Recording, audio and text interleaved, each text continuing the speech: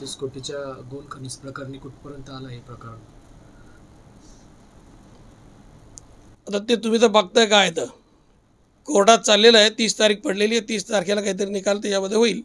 महाशय उच्च न्यायालयाच्या समोर ती आहे, नोटिसा गेलेल्या आहे. 30 तारखेला त्या संदर्भात काय होईल ते वेटांवाची भूमिका आपण घेतली पाहिजे. तरी काय होऊ शकतं पुढील काळामध्ये, आपण काय सांगाल? नाही, आता ते शेवटी ते न्यायप्रविष्ट असल्यामुळे त्याच्यात काय होऊ शकतं हे मी सांगू शकत नाही.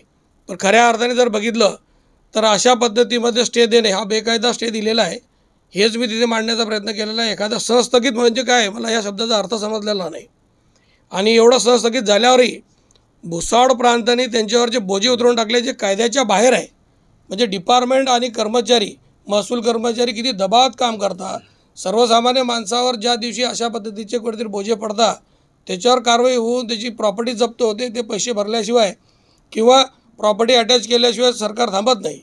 आणि यांच्या संदर्भामध्ये सरकारचे आणि अधिकाऱ्यांच्या मध्ये इतका मोठा संभ्रम आहे की इतकी मोठी वेगळ्या पद्धतीची कारवाई चाललेली आहे.